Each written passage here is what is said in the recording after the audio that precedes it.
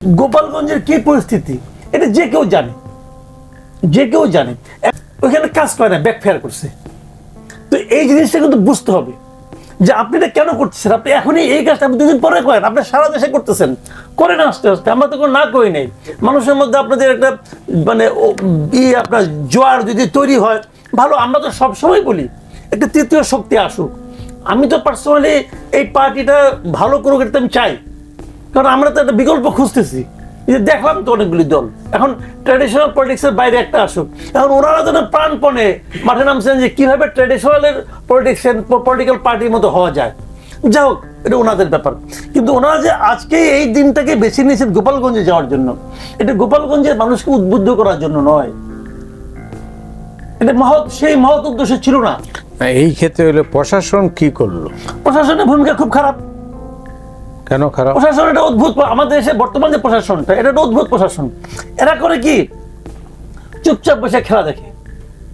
কিছু একটা ঘটার পর তারা বিবৃতি দিয়ে আসেন। একবার স্বরাষ্ট্র মন্ত্রণালয়ে যিনি আছেন উনি একটা বিবৃতি দিবেন। রাত্রে 3টার সময় দিতে পারেন, 3:30টাও দিতে পারেন, কোনো ঠিক নাই। ওরা যখন ঘুম ভাঙবে উনি দিবেন একটা, দিয়ে কিছু কথাবার্তা বলবেন। এতে কোনো লাভ যে হয় না এটা উনিও জানেন, আমরাও জানি, সবাই জানি, তাই না? এখন ওনারা দেখেন, আপনি দেখেন যে কথাটা নাকি আশরাফ কাছে বললেন যে বুধবারে ঘটছে মিটফুটের ঘটনা, হয়েছে কবে শুরু হয়েছে? শুক্রবারে। কেন? যদি এই ভিডিওটা যদি ভাইরাল না হতো তাহলে তো এটাও ঢাকা পড়ে যেত, এটা অনেকে জানতো না হয়তো বা, অথবা মামলা কিন্তু হয়েছে আগের দিনই, কিন্তু মামলা নিয়ে তো যারা বাদী তারা তো আপত্তি করতেছে যে আমরা তো এদের নাম দিছিলাম, ওই নামগুলি কই গেল। তাহলে মানে গভর্নমেন্টের কি ভূমিকাটা লক্ষ্য করেন। এখন তারা এগুলো হইতে দেয় এবং তারপরে কি হয়, কিছু মিছিল হয়, কিছু পলিটিক্স হয়। সেই মিছিল আবার গভর্নমেন্টের বিরুদ্ধে কেউ স্লোগান দেয় না, স্লোগান দেয় আরেকটা রাজনৈতিক দলের বিরুদ্ধে। এটা কি তাই হওয়ার কথা ছিল? স্লোগান তো পৃথিবীর গভর্নমেন্টের বিরুদ্ধে। গভর্নমেন্ট পারতেছে না কেন? দেশে একটা সরকার তো আছে। আমি নিরাপত্তা চাইবো কার কাছে? বিএনপির কাছে? আমি তো গভর্নমেন্টের কাছে চাইবো যে আপনি আমাকে এই নিরাপত্তা দেন। তার বিরুদ্ধে কোনো স্লোগান হচ্ছে না। এই যে জিনিসটা আমি মনে করি গভর্নমেন্ট এনজয় করে কেন? ওই যে বললাম না, কিছু লোক আছে নির্বাচনটা চায় যত দেরিতে হয়, এবং যারা চায় তাদের তালিকায় আমাদের এই সরকার একদম প্রথম সারিতে আছেন, হয়তো 1 নম্বরে আছেন, প্রকাশ করেন না। আর প্রকাশ করেন জামাত এবং এনসিপি, ইসলামী আন্দোলন, এরা প্রকাশ করে। আর গভর্নমেন্ট প্রকাশ করে না, কিন্তু প্রকাশ করার মতো বাস্তবতা তৈরি করে। একদম সিম্পল না। কিন্তু তাহলে আমাদের প্রিয় মাতৃভূমি কোন দিকে যাচ্ছে? আমাদের প্রিয় মাতৃভূমি থমকে আছে, আসলে থমকে আছে, একদম থমকে আছে। এর যাওয়ার জায়গা নাই। এটা এত যাওয়া আশা করছে মাতৃভূমি, একবার সামনের দিকে যায়, পিছন দিকে যায়, এমন হয়ে যাবে আর যাবো না। তোরা যা করার কর, তারপরে দেখি কি হয়। বলেন, আমরা কি চাইছিলাম? তাইলে তো একেবারেই থেমে যাবে। থেমে গেছি আমরা কি কোথা থেকে যাচ্ছি? এই সরকার আজকে 1 বছর হয়ে গেছে। 1 বছরের মধ্যে কি কোনো, আপনি শুনেন, গভর্নমেন্ট হবে ভিশনারি, তাই হওয়া উচিত না? তারা তো একটা ভীষণ থাকবে। এই গভর্নমেন্ট ভীষণটা কি বলুন তো? ইলেকশন এদের ভীষণ না, তাহলে তো বলতো যে অমুক দিন ইলেকশন করবো। এদের কিছুই নাই, এরা জাস্ট টাইম পাস করতেছে। মানে এইরকম নন সিরিয়াস টাইপের গভর্নমেন্ট আমি আমার জীবনে দেখি নাই। মানে তারা কি বলতে চায়, কি মিন করে, এটাই বুঝি না। দেখেন, ট্রাম্পের পাল্টা শুল্কের কারণে আপনার উপর 35% ট্যারিফ যুক্ত হইল। তারপরে এই গভর্নমেন্টের কোনো একজন মন্ত্রী, কোনো একজন উপদেষ্টা, কোনো একজন সরকারি কর্মকর্তা, কোনো একজন স্পোক্স পার্সনের মুখে শুনছেন যে তারা টেনশনে আছে? তারা নাকি এখানেও ভালো কিছু দেখে। কেউ বলে এখানেও নাকি ভালো কিছু আছে। একটা কথা বলা আছে যে এই ট্যারিফ পুনর্বিবেচনা করা যেতে পারে, বাড়ানো যেতে পারে, কমানো যেতে পারে। সবকিছুই নির্ভর করছে তোমার রাষ্ট্রের সঙ্গে আমাদের সম্পর্কের উপর। ভাই, কথা তো সিম্পল। তার মানে যখন ভিয়েতনামকে 20% দেয়, তখন বোঝা যায় ভিয়েতনামের সাথে তাদের সম্পর্কটা কি। যখন বাংলাদেশকে 35% দেয়, তখন বোঝা যায় বাংলাদেশের সঙ্গে সম্পর্কটা কি। বাংলাদেশের সঙ্গে সম্পর্ক 35%-এর সম্পর্ক। ব্রাজিলকে দিয়েছে 50%। কেন?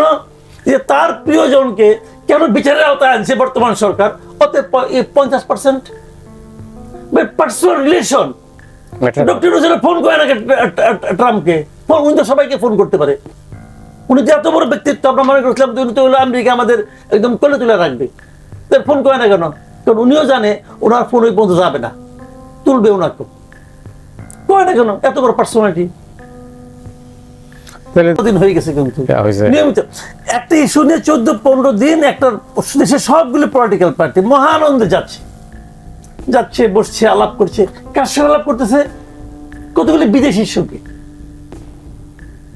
6 জন তো এই মেম্বার, 6 জন। 6 জনের মধ্যে কে কে? 6 জনের মধ্যে বদির আলম মজুমদার, আলী রিয়াজ, তারপরে কামাল আহমেদ, এরা সব হলো একদম পুরা বিদেশি নাগরিক। যে মডারেটর মনির হায়দার, সে বিদেশি নাগরিক। আপনি বলেন, কেউ কোনো একটা পলিটিক্যাল পার্টি এতটুকু মেরুদণ্ড নাই জিজ্ঞাসা করে যে আপনারা তো বিদেশি নাগরিক, আপনি যেখানে আসছেন করতে, আপনি কি ওই দেশের নাগরিকত্বটা ত্যাগ করে আসছেন? এইটুকু জিজ্ঞাসা করে হেড অন কোনো পলিটিক্যাল পার্টি নাই। এই পার্টিগুলো আমাদের দেশের ভাগ্য উন্নয়ন করবে। জিজ্ঞাসা তো করতে পারে একবার, আপনারা যেখানে আমাদের করতে আসছেন, আপনি যখন আমেরিকান সিটিজেনশিপ দিচ্ছেন, আপনি তো শপথ করছেন যে আপনি আমেরিকার স্বার্থ সমুন্নত রাখবেন। এই যে কাজটা আপনি করতেছেন, আপনি কি আমেরিকার স্বার্থ সমুন্নত রাখতেছেন নাকি আমার দেশের স্বার্থ সমুন্নত রাখতেছেন? এই দেশের একজন পলিটিক্যাল পার্টি হিসেবে প্রস্তুত করতে পারি না। কেউ করছে এই পর্যন্ত? কেউ করছে? কতগুলি মেরুদণ্ডহীন লোক মিটিং করে। তাহলে আপনি কি বলতে চাচ্ছেন ইউজলেস এক্সারসাইজ? একদম ইউজলেস। আপনি কি মনে হয়, আমি ধরে নেন হাইপোথেটিক্যালি, আপনি ধরেন বিএনপি আগামী ক্ষমতা আসলো, ধরলাম হাইপোথেটিক্যালি, বিএনপি সংস্কার নিয়ে 31 দফা আছে না? আচ্ছা, এরা যেদিন সংস্কার আলোচনা শুরু করলো অথবা সংস্কার কমিশনগুলি গঠন করলো, 6টা কমিশন গঠন করলো, যেদিন ওই দিন তো বিএনপি পারতো, যেহেতু সরকার একটা সংস্কার কমিশন করেছে, তাহলে আমাদের 31 দফা আপাতত স্থগিত, ওখানে আমি আর কোনো শ্রম বিনিয়োগ করবো না, দেখি এরা কি করে। বিএনপিতে করছে? করে নাই। বিএনপি তারপরে আরো জোরে সোরে তার 31 দফা নিয়ে মাঠ পর্যায়ে গেছে, উপজেলা পর্যায়ে, জেলা পর্যায়ে, এটা নিয়ে রীতিমতো পাঠচক্র হয়েছে। জেলা পর্যায়ের পাঠচক্রগুলিতে তারেক রহমান সাহেব নিজে অংশ নিছেন। তার মানে কি তারা এটা আরো সিরিয়াসলি নিছেন? যত লোক বিএনপির 31 দফাকে জানে, তার 100 ভাগের 1 ভাগ লোক এই সংস্কার নিয়ে আগ্রহ নাই, তারা জানে না। তো যখন বিএনপি ক্ষমতা আসবে, তারা বলবে যে কাজে আমি এত শ্রম বিনিয়োগ করলাম, এত সময় বিনিয়োগ করলাম, এবং যেটাকে আমি ভালো বলে মনে করি, তারাও তো অনেকবার কিন্তু চেঞ্জ করছে, চেঞ্জ করে কিন্তু একটা জায়গায় আসছে। তার আগে কিন্তু 31 দফা ছিল না, এটা অনেক চেঞ্জ হয়েছে কিন্তু। তো তারা যেটা করতেছে, তো এখন তারা কি মেনে নিবে? বলবে ঠিক আছে আপনারা করছেন, সুন্দর আছে, কোনো সমস্যা নাই। এখন তো আবার জাদুঘরে এক্সটেনশন করতেছেন শুনলাম, একটা ওই বড় জাদুঘর আছে, ওইটার মধ্যে নিয়ে সংস্কারে 7,000 পৃষ্ঠা রেখে দেন। আমাদের 31 দফা আছে, 7,000 পৃষ্ঠা বানাইছে একটা, কি বলবো আমি, এটা মহাভারত না। এখন 5ই আগস্ট থেকে 8ই আগস্ট পর্যন্ত দেশে কোনো সরকার ছিল না, ছিল না। তখনকার পরিস্থিতি আর আজকের পরিস্থিতি কেমন? কোনো পার্থক্য নাই। এটাই তো ট্র্যাজেডি। আমরা তো এটাই চাই নাই। আমরা তো বলেছিলাম যে 5 আগস্ট থেকে 8 আগস্ট পর্যন্ত কোনো সরকার ছিল না। ওই সময় কি হতে পারতো? যে কোনো কিছু ভাঙচুর হতে পারতো, যে কোনো কিছু লুটপাট হতে পারতো, আগুন জ্বালাইতে পারতো, কেউ তো ফেরাইতো না। কিছুই হয়নি। এখনো সেটাই হচ্ছে। এখন তো হচ্ছে, কেউ ফেরাচ্ছে না। তার মানে 8 তারিখে যে ঘটা করে আমরা ডক্টর ইউনূস সাহেবকে এনে দায়িত্ব দিলাম, উনি আসলে কিছুই করতে পারেন নাই। উনি মানে দৃশ্যমান এবং মানুষের মনে আশার সঞ্চার করে এমন কোনো কাজ উনি করতে পারেন নাই, কোনো কাজ না। একটু আগে আপনি একটা প্রশ্ন করছিলেন যে এই সরকারের আসলে প্রধান লক্ষ্যটা কি ছিল? এই সরকারের প্রধান লক্ষ্য কিন্তু আসলে একটাই, সেটা হলো আমি একটা অন্তর্বর্তীকালীন সরকার, আমরা একটা রেগুলার সরকারের কাছে ক্ষমতাটা হস্তান্তর করে দেব, আর কিছু না। কিন্তু একদম সিম্পল কাজ। তার সময় তো নাই। হ্যাঁ দিব, এটা তো অনাদিকাল। কবে দিব ওটা তো বলি। আপনি যত দেরিতে দিবেন তত আপনি সম্মান নিয়ে নামতে না পারার মানে আপনার সম্ভাবনা তৈরি করবেন। হিসাব তো এটাই। এই দেশে তো কেউ অনন্তকাল ক্ষমতা ছিল না, বিভিন্ন জন বিভিন্ন ভাবে বিদায় হয়েছে। এখন আপনি বিদায় হওয়ার কোন পদ্ধতিটা বেছে নিবেন এটা আপনার উপর ডিপেন্ড করবে। তাহলে এটা ওনারা সিদ্ধান্ত নেবে যে ওনারা কিভাবে যাবে। বাংলাদেশে আপনি তো অনেকদিন ধরে আমরা আছি, আপনারা আছেন, দেখতেছি আমরা তত্ত্বাবধায়ক সরকার অনেকগুলি আসছে, এখানে সবগুলি দেখছি। বাংলাদেশে কোনো তত্ত্বাবধায়ক সরকারের বিরুদ্ধে কোন রাজনৈতিক দলের বিরোধিতা দেখছেন এ পর্যন্ত? এইবার প্রথম দেখা যাচ্ছে, যাচ্ছে তো। তাহলে এটা আপনি কি বলবেন? কিন্তু এখন তো একটা মানে সংকটের মধ্যে আছে দেশ, এতে সন্দেহ নাই। হ্যাঁ, তো এই সংকট থেকে উত্তরণের পথ কি? উত্তরণের আমি মনে করি উত্তরণের পথ হলো দ্রুততম সময়ে নির্বাচন দিয়ে একটা পলিটিক্যাল যারা নাকি নির্বাচনে অংশ নেবে তাদের মধ্যে যারা বিজয়ী হবে তাদের হাতে ক্ষমতাটা দিয়ে ওনাদের চলে যাওয়া। ওই পর্যন্ত যেতে পারবে কিনা এই সরকার? যেতে চাইলে যেতে পারবে।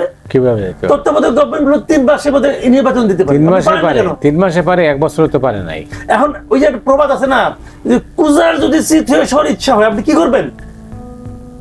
আপনি ওকে ওকে বলবেন যে ভাই তুমি শারীরিক ভাবে এটা করতে পারবে না, কিন্তু ওর তো একটা আকাঙ্ক্ষা কাজ করতে পারে, তাহলে সেই আকাঙ্ক্ষা নিয়ে বসে আছে। কয়জন লোক কইছে হাত মিলিয়ে স্যার আপনি 5 বছর, সে বিশ্বাস করছে এই দেশে মানুষ তার 5 বছর চায়। আবার আমাদের কেউ কেউ কি বলছে আপনি যতদিন বাঁচেন ততদিন, সে আরো বিশ্বাস করছে। তো এখন এটা তো হলো ওনার মানসিক স্ট্যাটাস, ওনার মেন্টাল স্ট্যাটাসের কারণে উনি কি করবেন এটা ওনারা জানেন। তবে উপদেষ্টাদের মধ্যে অনেক এরকম আছেন, তারা মনে করেন যে আমি 2 দিনের বেশি থাকতে পারি, তো 2টা ফাইলে সিগনেচার করে কিছু পাইতে পারি, এরকম মানুষ এরকম কর্মকাণ্ড এখন চলছে আল্লাহর রহমতে। এটা তো আমরা খবর টবর পাচ্ছি যে চলছে, যতক্ষণ শ্বাস ততক্ষণ আস করবেন বলে আপনার ধারণা? একটা কথা জানেন কি, ওনাকে না আসলে আমার কাছে কেমন লাগে, যেমন ধরেন উনি শুরুতে একটা কথা বলছিলেন কিন্তু যে আপনারা প্রাণ ভরে আমাদের সমালোচনা করবেন। আমার কাছে মনে হচ্ছে যে সমালোচনা উনি কেন ইনভাইট করছেন? তার মানে উনি কিছু একটা করলেন, মানুষ সমালোচনা করলো, তো ওইটা শুই না উনি আবার নিজে ভাববেন যে আমার তাহলে এটা করা ঠিক হলো কি হলো না, হয়তো উনি ভালোর দিকে যাবেন, এটাই ছিল উদ্দেশ্য। কিন্তু পরে যতই দিন যেতে লাগলো আমার কাছে মনে হলো যে উনি এরপরে আরো একটা বাক্য বলেছেন, সেটা উচ্চারণ করেন নাই খালি, যে আপনারা প্রাণ ভরে সমালোচনা করবেন, আমি তার কোনো কিছুই শুনবো না। আমি যদি না শুনি তাহলে আমি এটা সমালোচনা নিয়ে রেকটিফাই করাতে কোনো প্রশ্ন আসে না। আমি তো শুনবোই না, কে কি বলছে উনি কিছু জানেন না। উনি বলছেন যে কে কি বলে ওগুলো আমার কান পর্যন্ত আইনো না। উনি এটা বলে বসে রয়েছে, বলো ওদের বলতে দাও, বলতে বলতে একসময় ক্লান্ত হয়ে যাবে। সবাই বলতেছে ক্লান্ত হচ্ছে না আপনারা, কিন্তু উনি কিছু শুনবেন না, কারণ উনি ওনার কোনো কিছুতে চেঞ্জ করেন না, এবং উনি যা ভালো মনে করেন সেটা। আমি খালি ওনাকে একটা কথা বলবো ভাই, যে দেখেন হাসিনা সরকার, হাসিনা ক্ষমতা আসার পর থেকে আমরা 2-1 দিন পর থেকে উনি মানে পণ করে নামছিলেন যে ডক্টর ইউনূসকে কিভাবে বেইজ্জতি করবেন, এবং সেটা উনি রাষ্ট্রযন্ত্র সরকার সমস্ত কিছু দিয়া প্রয়োগ করে উনি চেষ্টা চালাই গেছেন শেষ দিন পর্যন্ত। হাসিনা এতদিনে যতটুকু ওনাকে বেইজ্জতি করতে পারছেন, 1 বছরে ইউনূস সাহেব নিজেই নিজেকে তার চেয়ে বেশি বেইজ্জতি করে ফেলেছেন। হাসিনার কথায় কিন্তু দেশের মানুষ ইউনূসের এত সমালোচনা করতো না যেটা এখন করে। এই উপলব্ধিটা যদি ডক্টর ইউনূসের হইতো, উনি তো কোনোটাই শুনেন না, সে কারণে এটাও শুনবেন না। যদি শুনতেন তাহলে ওনার মধ্যে একটা আত্মপ্রবোধ হতো। ভাই দেখেন, মানুষ যখন বয়স হয় না, মানুষ যখন বয়স হয়, মানুষ তখন কি করে? মানুষ তখন কিন্তু জাগতিক অনেক কিছু থেকে নিজেকে ধীরে ধীরে সরায় নেয়, যে এটা কি করবো আমি। তখন তারা একটা মাদ্রাসা করে, একটা মসজিদ করে, একটা চ্যারিটি কিছু করে, একটা এতিমখানা করে, মানুষের কিছু উপকার করার চেষ্টা করে। সে কিন্তু জাগতিক দিকে আর থাকে না। ওনারও তো বয়স হতো, উনি তো অমর না, প্রাকৃতিক কারণে উনি অমর না, তো ওনার বয়স তো কম হয় নাই। এখন উনি কি চিন্তা করেন? এখন উনি চিন্তা করেন ওনার কি এবার ট্যাক্স মৌকুব করা যাবে, ওনার কি এবার ইউনিভার্সিটি করা যাবে, ওনার কি এবার আদম ব্যবসার লাইসেন্স দেওয়া যাবে, ওনার কি এবার ট্যাক্স মৌকুব করা যাবে আগামী 29 সাল পর্যন্ত। উনি এইগুলি নিয়ে ব্যস্ত। স্টারলিংকের সঙ্গে চুক্তি করতে হবে গ্রামীণের, উনি এইগুলি নিয়ে ব্যস্ত। তো এই ব্যস্ততাটা তো আসলে স্বাভাবিক মানবিক যে বৈশিষ্ট্য তার সঙ্গে যায় না। উনি মহামানব জাতীয় কিছু একটা হবেন হয়তো বা, আমি জানি না, বাট এটা কিন্তু মিলে না আমাদের, এগুলো তো ওনার কাজ না আসলে। কিন্তু এই অবস্থায় কি এটা দেশ চলতে পারে কিনা?